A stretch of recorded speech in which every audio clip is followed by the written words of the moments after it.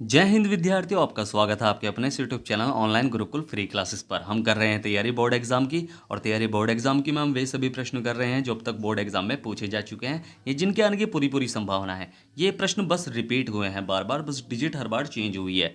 तो जो हमारे चैनल पर नए हैं वो हमारी पिछली वीडियो को प्लेलिस्ट पर जाकर देख सकते हैं, या फिर मैंने उन वीडियो की लिंक डिस्क्रिप्शन बॉक्स में भी दे रखी है, आप वहाँ जाकर भी उन वीडियो को देख सकते हैं। और चैनल को सब्सक्राइब करना बिल्कुल ना भूलिएगा, सब्सक्राइब का बटन नीचे दिया हुआ है, उस पर टच कीजिए, साथ ही साथ बेल आइकन को ऑल पर सेट कीजिए ताकि आपको आने वाले लेटेस्ट वीडियो की नोटिफिकेशंस मिल सके। तो आज का जो हमारा प्रश्न है कि यदि tan a बराबर 4/3 तो sec a का मान क्या होगा। ठीक है भाई, tan a का मान होता क्या है भाई, अगर आपको याद है तो एल ए एल हम पढ़ चुके हैं, एल एल बटे के एल यानी लाल बटे कक्का। ठीक है, ये हम पढ़ चुके हैं। तो हम क्या है कि tan a बराबर 4/3 है, यानी tan a यानी साइन कोस tan यानी लंब बटे आधार बराबर है 4/3। यानी हमें दिया है क्या कि tan है, ये लिख लो पूरा का पूरा कि दिया है tan a बराबर है 4/3, यानी लंब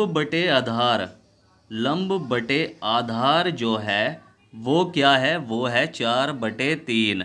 यानी लंब हमें दे रखा है 4, यानी लंब हमें दे रखा है कितना 4, और आधार दे रखा है हमें कितना, आधार दे रखा है 3। तो हमें क्या निकालना है, sec a का मान निकालना है। sec a sine cos tan cot sec यानी कर्ण बटे आधार। तो कर्ण हमें नहीं दे रखा तो कर्ण निकालना पड़ेगा ना। तो कर्ण निकालना पड़ेगा, तो पाइथागोरस प्रमेय आपको पता है कि ट्रिग्नोमेट्री कौन से त्रिभुज में लागू होती है, तो वो होती है समकोण त्रिभुज में लागू। तो समकोण त्रिभुज में सबसे बड़ी भुजा कर्ण होती है, और सबसे छोटी भुजा, सब बाकी दोनों भुजाएं, चाहे आधार इसे मान लो चाहे इसे आधार मान लो, कुछ भी फर्क नहीं पड़ता, बस कर्ण जो है वो सबसे बड़ी भुजा होती है। तो ये हो जाएगा आधार और ये हो जाएगा लंब। ठीक है, तो जो सबसे बड़ी भुजा होती है यानी कर्ण का स्क्वायर बराबर होता है आधार का स्क्वायर प्लस लंब के स्क्वायर के बराबर। तो यानी हम लिख लेंगे पाइथागोरस प्रमेय से, हम क्या निकाल रहे हैं, इससे कर्ण निकाल रहे हैं।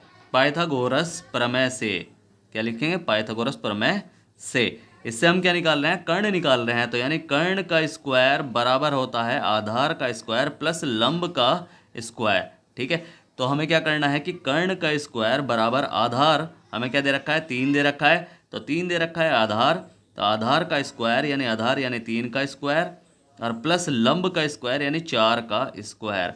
तो हम क्या करेंगे कि कर्ण का स्क्वायर बराबर 3 × 3 = 9 हो जाएगा, प्लस 4 × 4 = 16 हो जाएगा, 9 और 16 हो गए 25, तो के स्क्वायर बराबर हो जाएगा 25।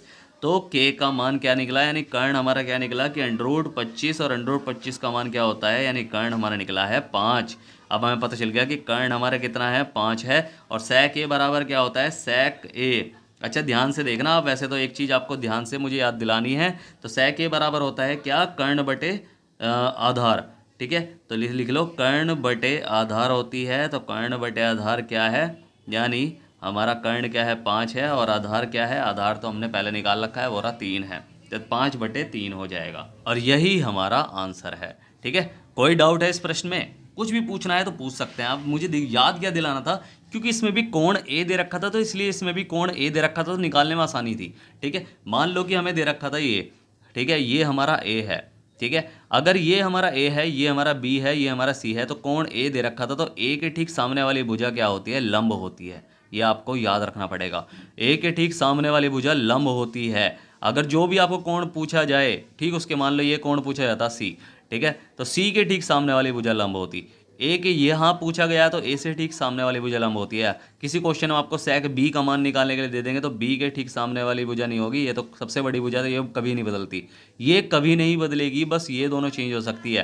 ठीक है, मान लो यहाँ b होता और यहाँ c होता, तो अगर ये b पूछा जाता कि tan a का मान 4/3 है, तो sec a का मान क्या होगा भाई, हमारा कर्ण क्या निकला, 5 निकला है, लंब क्या निकला है, लंब हमारा निकला है कितना, 4।